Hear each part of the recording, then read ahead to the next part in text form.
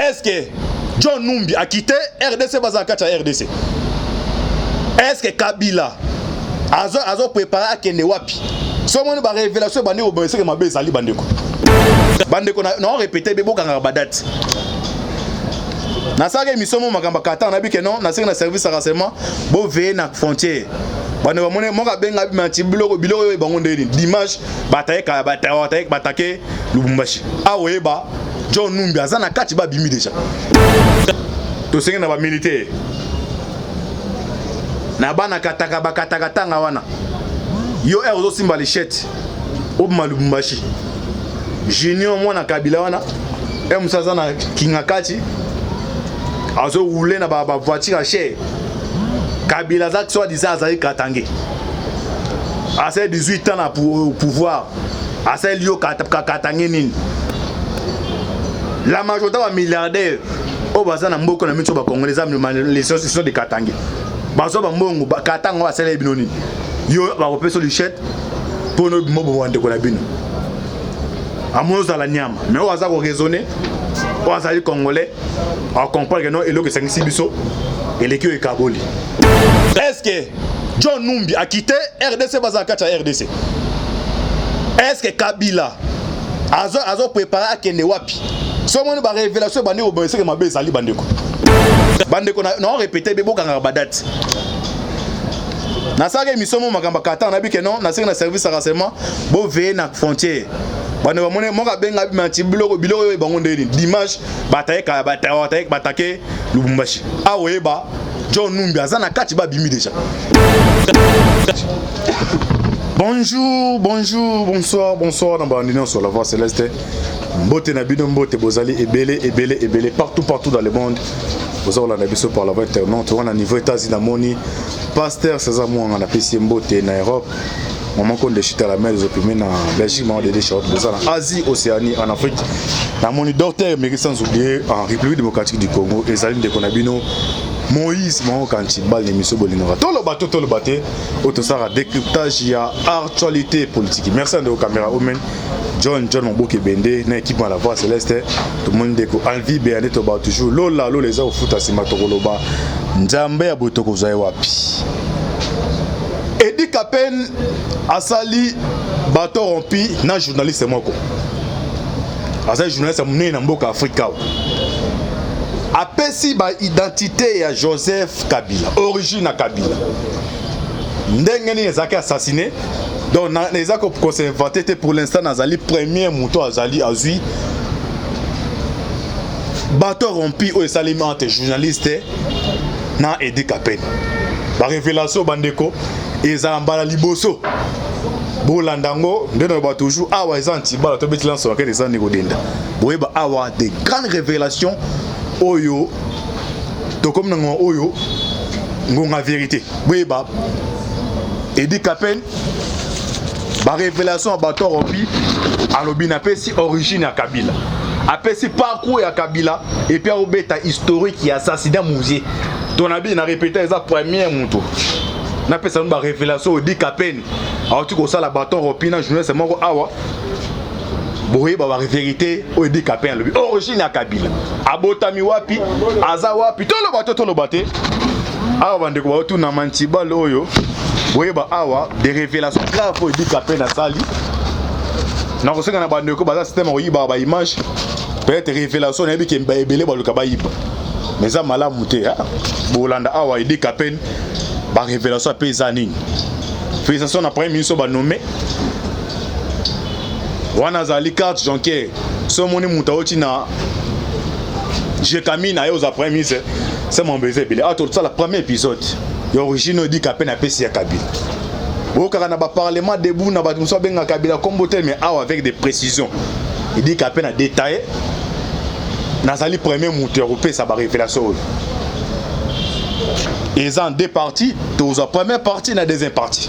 Derrière au Salima, dans le Sénégal au Kebende, à l'année la Kaminiti. Kabila a outa wapi.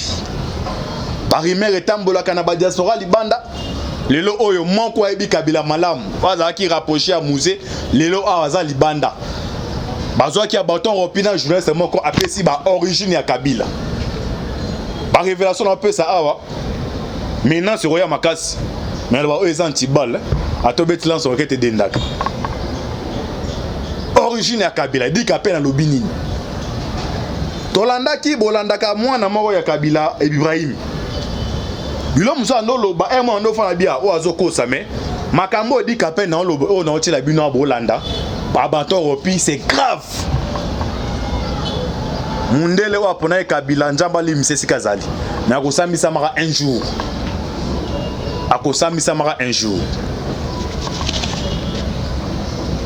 Les origines cachées de Joseph Kabila jusqu'à son installation au sommet de l'État. Edi Kapen et ventre les bois. Le colonel Edi Kapen à l'Obini, Bandeko.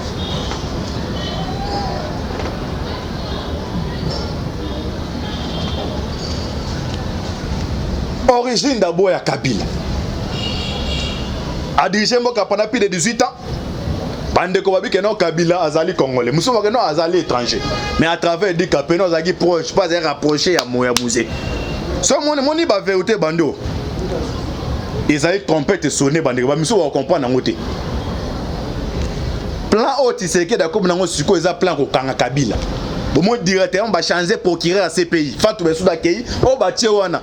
Antibal au détail awa. Tolo baté procureur ba to tia siko. Ya coupe international. O ba tie ou tu as nana désigner la ponier. Nana ponier. Est-ce que John Numbi a quitté RDC Bazakacha RDC? Est-ce que Kabila a préparé à Kende Wapi? Si on a une révélation, c'est que ma belle sali bandeko. Mais il part à la carte à la fois, c'est la vérité. Et dit qu'après, il va dire Koloba. Alors, Joseph Kabila de son vrai nom. Awa, on a comme considéré Mingi, moi, Mouké Bandeko à Parlement debout. Parce que la majorité Bandeko, les gens là, mais na cache na bango ba. Eza ba monsieur, monsieur Yamoni Saint-Esprit a l'obana mutunyos, a l'obana kacha mutaliboma, a l'obana kacha kizengi yo e bate.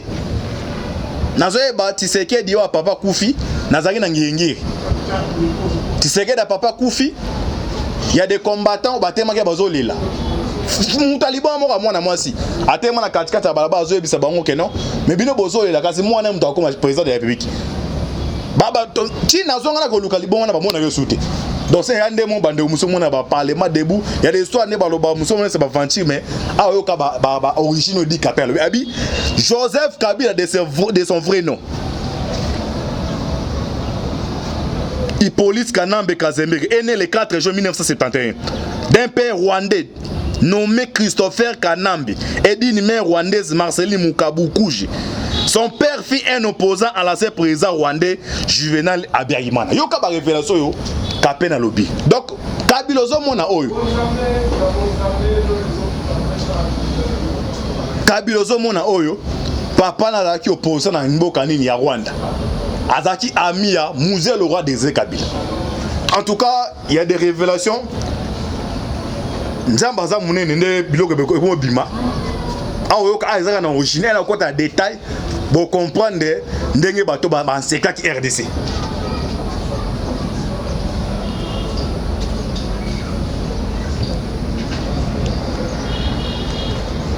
Il rencontre Laurent Désiré Kabila, opposant de l'ancien président zaïroise Mobutu, dans les mouvements de résistance basés dans les montagnes à la frontière rwando-zaïroise, d'où ils se sont battus contre leurs ennemis communs, Mobutu et Habyarimana.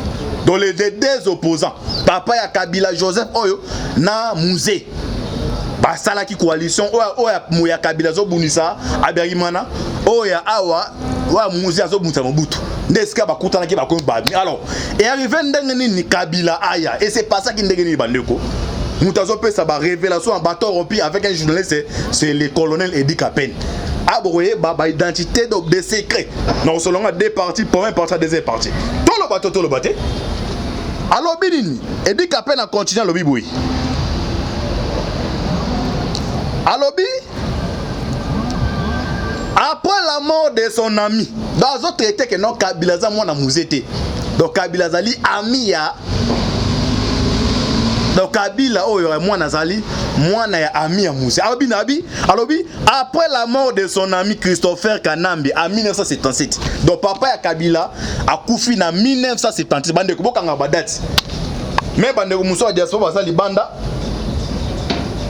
à travers monsieur Royede bino pour sa date. Christopher Kanambe o azali papa ya Kabila koufi na 1997. Après la mort de son ami Christopher Kanambe en 1997, Laurent Désiré Kabila est marié, selon les coutumes traditionnelles, à la veuve de Christopher Kanambe. Marcel a adopté ses 3 jeunes enfants, dont 2 jumeaux, et dont une fille et un garçon. Jenny Kanambe et Hippolyte Kanambe. Oh, Jeannette, comme on dit Jenny Kanambe. Donc, Basali Bana ya ami ya papa ya nani. Nous avons fait sa révélation ezali nani ezali Kapeni. C'est autant la véritable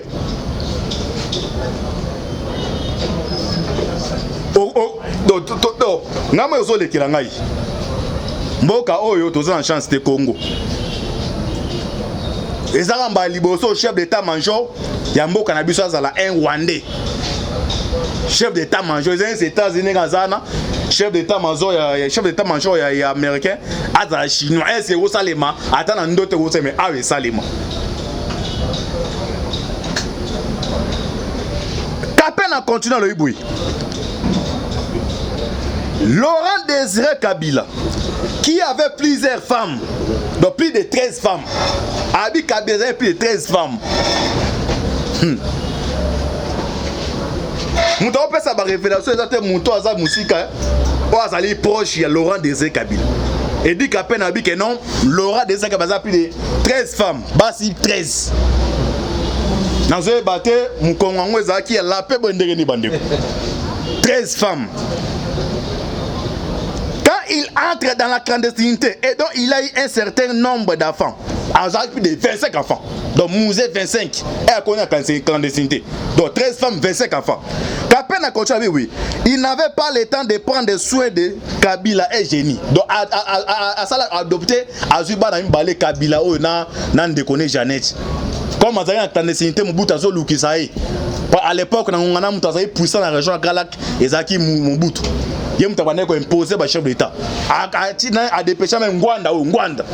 Pabilo bandeko boza poto Ngwanda mona Ngwanda kena tina Rwanda ko contacta Biarimana. Abi que tout le monde c'est comme si ça complice comment c'est fait que non y a un rebelle azana na zaï mais to landi poto éliminer ko bata yom to bata msaye. Yango Abiarimana na choix ta obligé à ko éliminer Mouzé. Alors ko éliminer Mouzé, ko éliminer Mouzé et si ya kinde ola abo Mouzé, Mouza zaï maïla kima kinde a obo papa ya Kabila o. Il y a des révélations terribles. Abator Ropi s'est dit qu'après Mtazolo. Donc continuez à Nebolan. Comme il n'a pas été en mesure de déterminer ses études au-delà du niveau secondaire, le jeune Kanambe a été contraint de faire plusieurs emplois. Na Tanzanie, Sika au Kabila, seulement Mulok Nyozo.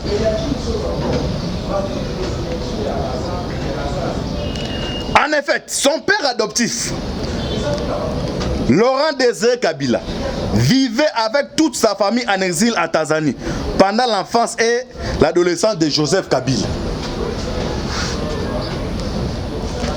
Kabila a passé plus de son temps en exil dans le trafic de l'or et du diamant plutôt que la lutte contre les régimes de Mobutu, qui souvent l'a mené à traverser les forêts et les montagnes de la Tanzanie, les Burundi, les Rwanda et l'Ouganda pour exercer son entreprise frauduleuse. Kuna na montagne, kuna ba diamant dans le sa bloc na ba Kabila. Alors, Edi Kapena a continué et arrivé d'un retour dans le pays natal. Bandeko, ba révélation boye était à Bandeko Moussus. Parce que Mboka Oyo, ba Moussus ba se aventure. To uti loin.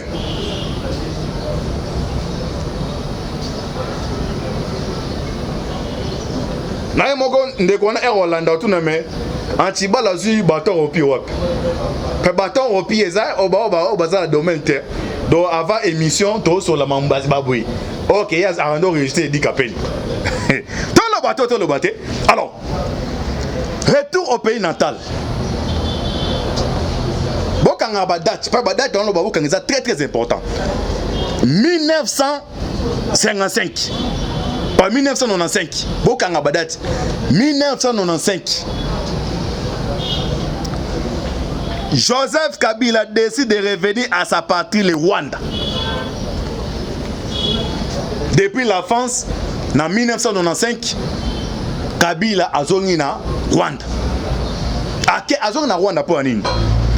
Ou en 1995, Kabila décide de revenir à sa patrie, le Rwanda, où il est accueilli par son oncle James Kabarebe, le colonel et chef de service de renseignement de l'armée patriotique rwandais, qui l'accueille dans sa propre maison.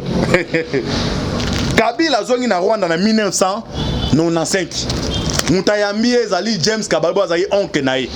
Donc ndeko ya maman nae Marceline ayambi na niveau Rwanda. Et à comme na Rwanda nini s'est passé? A beau comprendre historique oyo Eddie Capel a inventé les bois. Tout le bateau. Moi ne bandi bo, ce que boye parce que to kota dossier a nani elimina ki muse bo comprendre historique ko betamo. Hein? Moi est-ce que baza ba tra ba ntiba loyo a agi ngo wapi. Tout le bateau. Dans un premier temps, Kabarebe trouve pour son neveu un emploi comme chauffeur d'un camion de livraison et transport de marchandises à Kigali, avant de l'employer comme son chauffeur privé. En 1996, Bandeko n'a répété Bebo Kangabadat. Nasage Misomo Magambakata, on a dit que non, n'a un service à renseignement, bon veiller na frontière. Bande mon moka benga manti bilo bangonde dimanche bataille Lubumbashi. Ah ouais ba John Numbi azana kati ba bimi déjà. Tozong a apporté mbula biso bino. À tout ça premier épisode, il y a ba révélation Eddie Capel na sali pona Joseph Kabila. De to ba toujours mise émission. Tolo bato. Oh te bo na kokunde mbala poisa. Ya to balancer wa tozong apporté limbola. 1996. Lorsque les Américains Babiloko yonde kwana bon aza desi à tout nantiba lio bechango ndenini mais oh je fais zate bandeko bazali banda faut vous en informer ba situation ya mboka ezawa tekene pe osuka api ba mission ezane si documentaire bande musu bozo temps bano ba wotem na poto ba historique ya Kabila ba moneka ye a bout à quoi 18 au pouvoir mais là à travers des Capel déjà masala makambu abeti 20 ans na plus de lo comme misaba sekoyo mutu monta yebaki alobi 1996 lorsque les Américains lancent leur opération militaire pour préparer l'invasion d'Isaïe, Paul Kagame nomme le colonel James Kabarebe attaque le chef des opérations militaires est responsable. Il supervise les recrutements et la formation de nouvelles recrues de la base militaire. C'est ainsi qu'il insère son neveu. Bokanga date bien bandeko. 1996. Ba américain ba poni Kagame. Dès na ibisa no histoire Tshisekedi oyo. Na région à Galak, les États-Unis na Bible ça comme Nzambe. Apona ba prophète. Botan la Bible tozana na prophète Élie, prophète ndé mo na ngongo d'États anangwa oyo ba les Américains ba travailler na Mobutu. Donc balé orange si que sili babwa ki Mobutu, ba lukisko Kagame pour ba renverser régime Mobutu. Nangwa wana Kagame nommé James Kabarebe azali oncle ya Kabila. Numéro 1 opération d'enseignement de ce cas Kabila au côté na kacha armée. Est-ce que vous comprenez ce cas plein là au ya côté Kabila pouvait utaki wana. Tolo bato.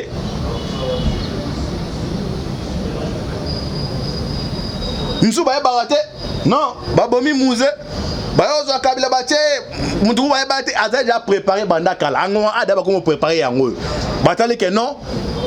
Ça sera méthode tia mutu azana même traîner même dans ce biso pour na to contrôler ma solo par travers musée à baluke la biso est-ce que na 1996 Kabila comme ko préparer pour na a récupérer RDC dans wana musée ça vivant bande bolanda historique oh le pesa me peut dire qu'à peine pour comprendre les révélations grave.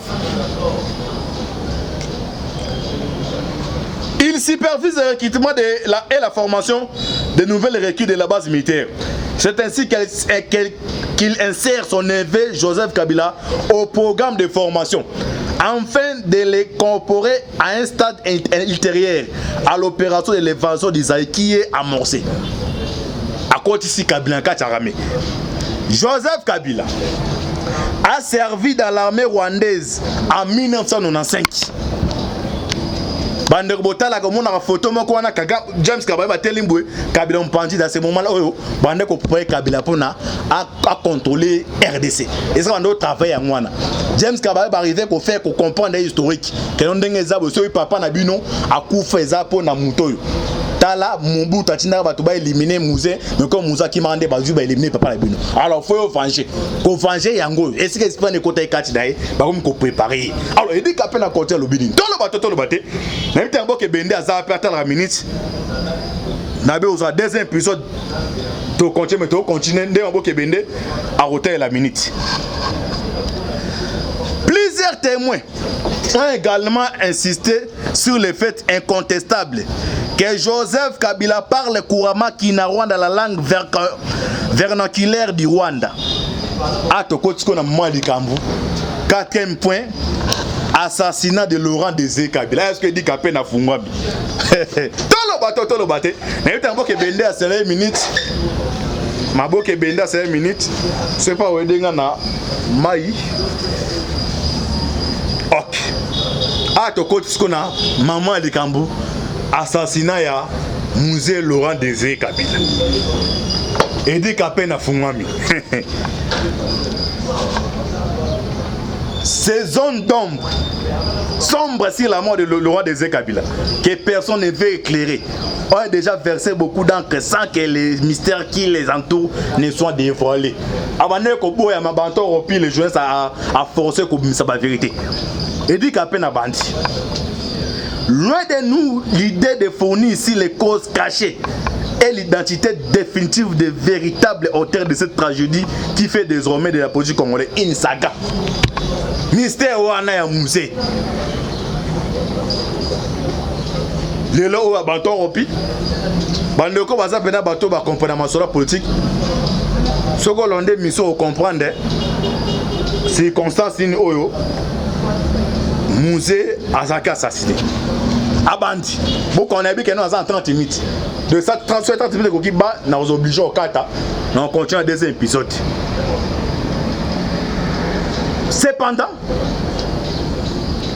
tout en découvrant quelques circonstances qui ont précédé et suivi la tragédie de l'assassinat de Laurent Désiré Kabila, jusqu'à l'ascension de Joseph Kabila au sommet de l'État, nous ne pouvons qu'être inquiets par la concordance, la cohérence et la convergence de ces faits qui les placent au centre de la suspicion.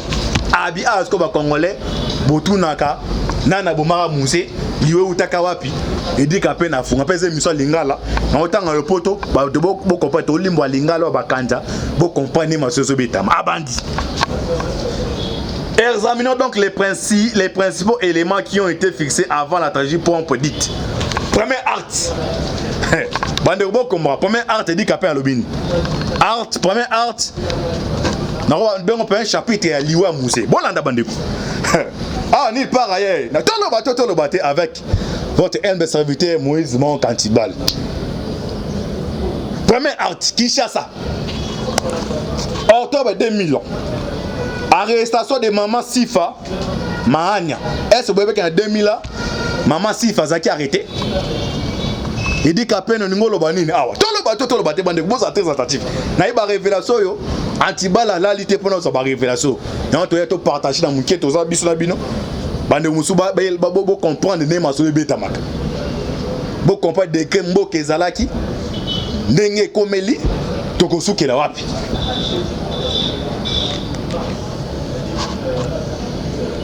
Madame Sifa Mahania, présentée à tort comme étant la mère biologique de Joseph Kabila.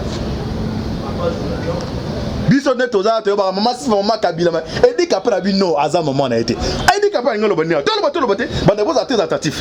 Alors bi maman Sifa Mahania, présentée à tort comme étant la mère biologique de Joseph Kabila, est congolaise. Et c'est l'une des nombreuses épouses déclarées ou connues Laurent Désiré Kabila. Avec qui Elle a eu 6 enfants nommés. 6 enfants nommés. Joséphine, Cécile, Masengo, Gloria, Kiki et Maggie. Moi, je vais nommer la maman Sif. Vous comprenez ce que tu as là? Tout va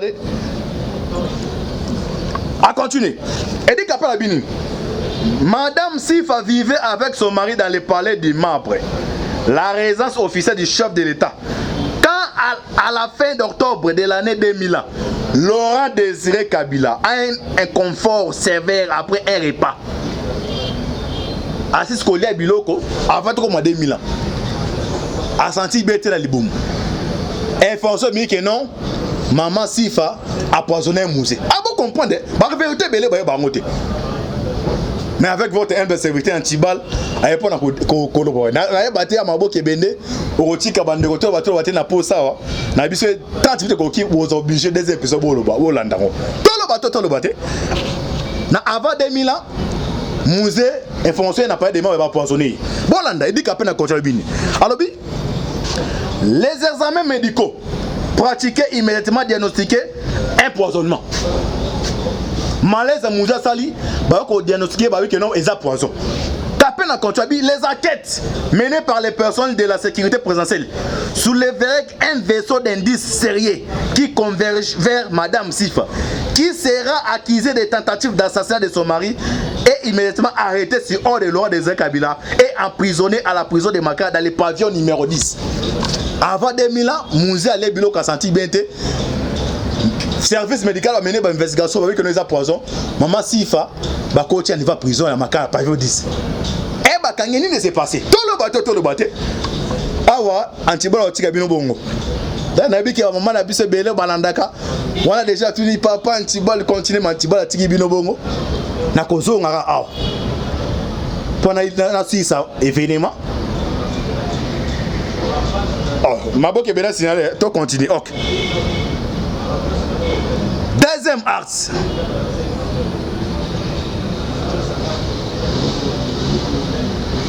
J'espère que premier épisode au Sukiwana. Nabi ke bande kebele ba la Mantibal continue na deuxième épisode quand on va c'est non ya pour boy parce que suite fait soit kindeni. Vous priez ma case pour nabiso parce que ba révélation yo. Njamba zo sunga malgré ba difficulté za makasi tozo pas topé sa binongo. Et vous a toujours branché dans la voix céleste. Na ozonga suka un deuxième épisode boyeba. Après emprisonnement maman Sifa dans pavillon 10. Les événements venus au Yaki et c'est pas ça Ndeni Kabila a comme chef d'État. C'est toujours avec révélation accablante, bouleversante, hein? Trouble le monde où il dit qu'à peine à paix. Donc on a paix ça suite fait. Vous s'abonnez à la chaîne, vous partagez la vidéo. Merci à nos caméras humaines, John Mbo Kebende, l'équipe mobile. Bandoko Basa Liban Mboka. Vous priez ma casse pour Nabiso. Ce qui nous unit est plus fort que ce qui nous divise. Ce qui nous unit, c'est la République démocratique du Congo. Et ce qui nous divise, c'est les partenaires tribalistes. Kabila, basé en difficulté. Il dit qu'après John Numbi a quitté Lubumbashi. Basé à Lubumbashi. Là, on a appris au limbo la deuxième épisode. Continuité évidemment on appelle ça des révélations. Au capé dans la bateau repi, de tout le gâteau partagé sur la ville. Habité, c'est mon beau Kebende. À combien de minutes? Ok. Vous priez ma casse pour la RDC. Tout ce qui est militaire. Nabana kataka bakataka tanga wana. Yo ezo simba les chètes. Au Malumbashi. Junior moi na Kabila wana. Et Moussa na Kingakati. Azo roulé na ba voiture à cher. Kabila zak soit disait Azaï Katangé. À ses 18 ans pour pouvoir. À ses lieux Katangé nin. La majorité des milliardaires au bazan mboko na mitso ba congolais les sont de Katangé. Bazo ba mbongo Katanga wa sele binoni. Yo ba repé sur le chat pour nos mobo wande ko la bino. amono za la nyama mais on va raisonner on va congolais on comprend que non et le que c'est biso et les que kaboli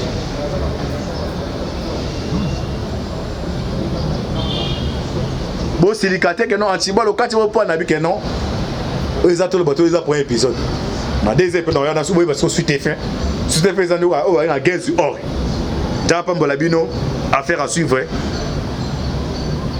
ciao premier article Kinshasa octobre 2000 arrestation de maman Sifa Mahania est-ce que vous voyez qu'en 2000 maman Sifa zaki arrêté il dit qu'à peine ningo lobanini awa tout le bateau bande boza très attentif na iba révélation yo antibala la lité pour nous ba révélation et to yeto partager dans mon quête aux biso na bino bande musuba bo comprendre ne maso beta maka bo comprendre de que mboke ezalaki ndenge komeli tokosukela wapi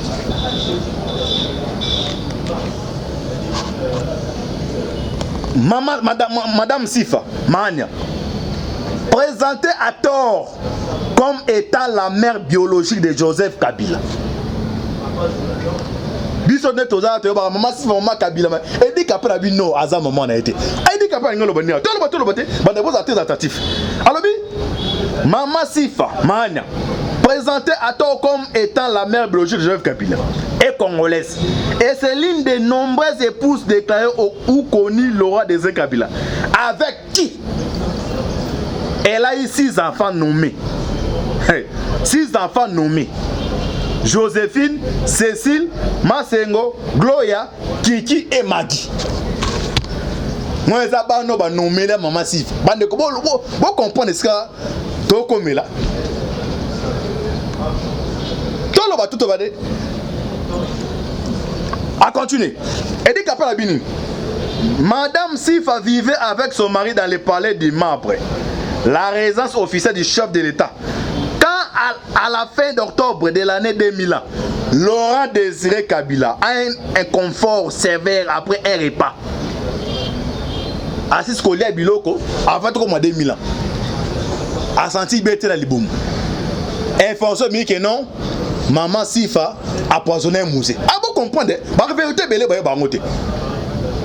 Mais avec votre humble serviteur Antibal, à l'époque, on a battu à Mabo Kebende, au Rotika Banderoto, on a battu na Posa, on a dit 30 minutes qui vous obligé des épisodes au Landaro.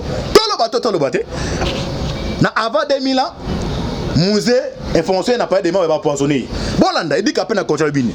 Alors, les examens médicaux pratiqués immédiatement diagnostiqués empoisonnement. Malaise à Moussa Sali, bah qu'on diagnostiqué bah oui que non, ils ont poison. Tapé dans Conchabi, les enquêtes menées par les personnes de la sécurité présidentielle soulèveraient un vaisseau d'indices sérieux qui converge vers Madame Sifa, qui sera accusée de tentatives d'assassinat de son mari et immédiatement arrêtée sur ordre de Laurent Désiré Kabila et emprisonnée à la prison de Maka dans le pavillon numéro 10. Avant 2000 ans, Moussa allait bilo qu'a senti bien. Service médical a mené une investigation avec nous poison. Maman Sifa, bah coach il va prison à Maka pavillon 10. Eh bah quand il s'est passé. Tout le bateau. Awa antibolo otika bino bongo. Dans nabi ki maman na biso belé balandaka. On a déjà tout dit papa antibolo continue antibolo tiki bino bongo. Na kozo ngara awa. Pendant na ça événement. Oh, maboke bela signalé, to continue. OK. Deuxième acte.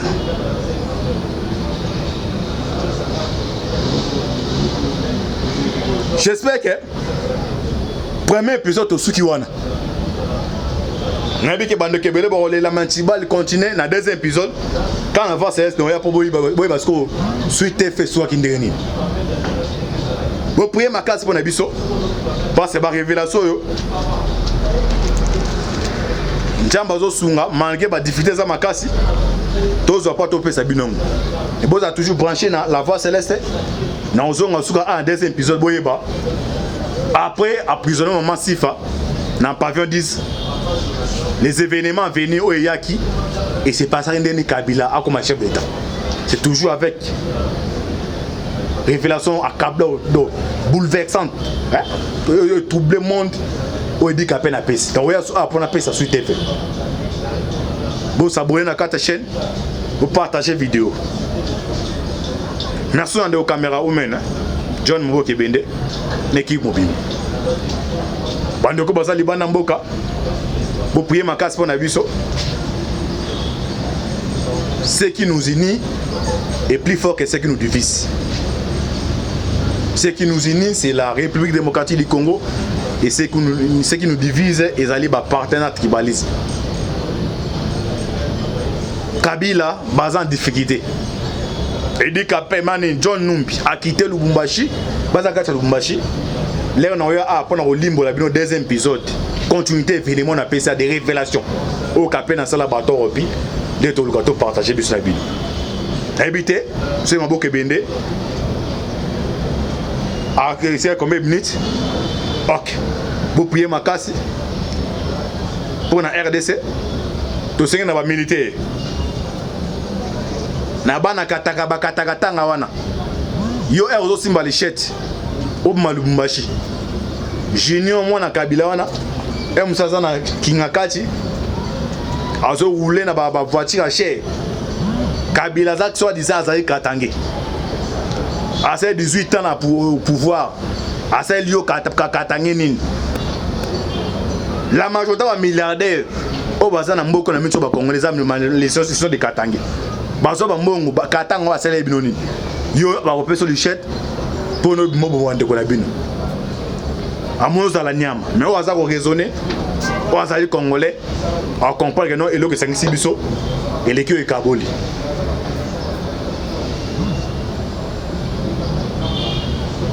Bon silicate que non antiba le kati mo point na bi que non. Ils ont tout le bateau, ils ont premier épisode. Ma deuxième épisode, on a souvent parce que suite est fait.